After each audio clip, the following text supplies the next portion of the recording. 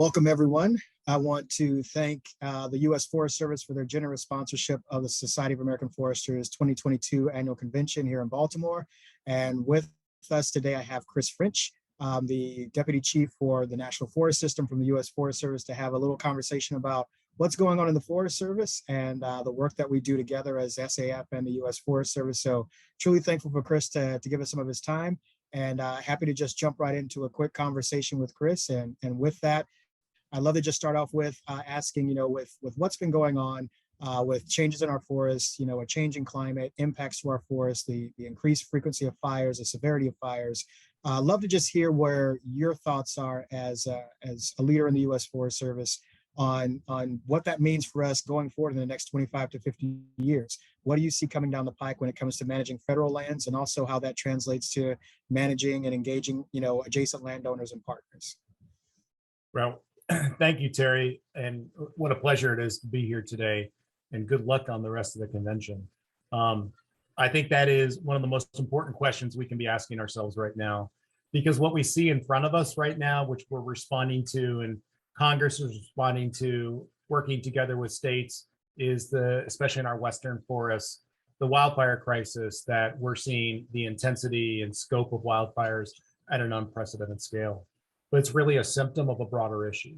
And when you ask the question about where do I see things in the next 25, 50, 100 years, I think we're at a critical juncture right now, whether we're looking at public forests, private forests, or those that are being managed through NGOs. When you look at the stresses that are being brought on through climate change and through the exclusion of fire in most of our Western forests, what we're seeing right now is our forests are changing. And they are changing in ways and at rates that we have just not seen or experienced before. And the sort of things that I'm thinking about right now is adaptive silviculture.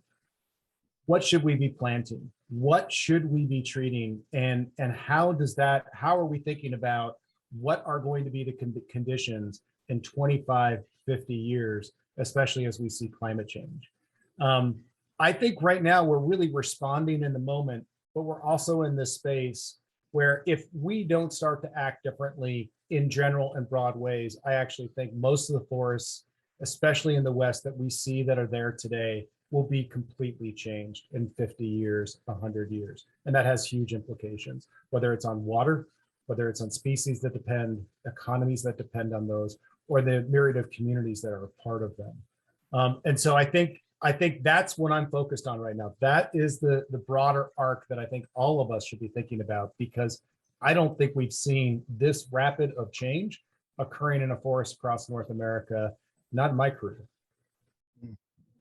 No, that's a great point, and really a great important thoughts, Chris, because absolutely, it's that piece of how do we act in the moment and respond to the challenges we're facing in the immediate reality that we have, but also how do we really plan for the future and be really thoughtful about that, because it's the trajectory that we set ourselves on and set our forests on to be able to have these resources long term to meet the varying needs that society has. And so I don't envy you that job, but it's a truly important one, and one that we have to really engage in some important conversations these days, because it is our reality and it will continue to be our reality. So change is inevitable, and like you said, the pace is significant. And so we truly have an opportunity where we can make a significant change and investment in what we do right now, looking at the future.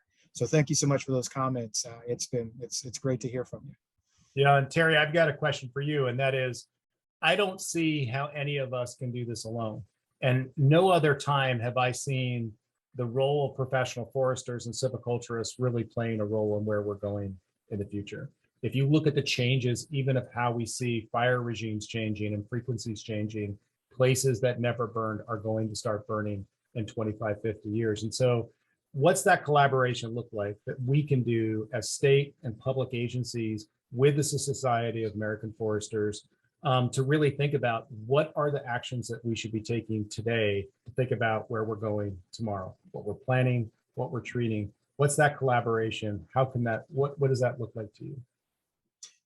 Great question. I think for us as an organization, and looking across, all organizations that employ foresters in the, going forward, it really is a unique opportunity and an exciting one.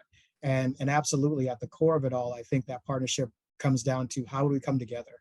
How do we bring together the bright minds associated with the work of managing forests across academia, public land management, private land management, consultants, nonprofits that are all, we're all in this together. And so how do we start to have some of these conversations about what does that future look like? How do we continue to work across boundaries and grow that understanding of what we're seeing currently and also what we can project to see in the future? And at the core of that is also how do we start to really be mindful about how we communicate that? As you and I both know, one of the biggest challenges is how do we share that message that is sharing it in a way that people can receive it and understand it and acknowledge it so that we can do the important work that needs to be done in these forests. We have this critical moment of people acknowledging the importance of our forests for a variety of reasons, and that piece of what it means to have a working forest, what it means to actually manage for forest health is something that continues to be a bit of a unknown reality. And so how we start to really bring those two things together, I think is critical. And it stems around, the professionals that do this work. So partnership is key. And I know we have many partnerships with the U.S. Forest Service. We have a long history with the Forest Service.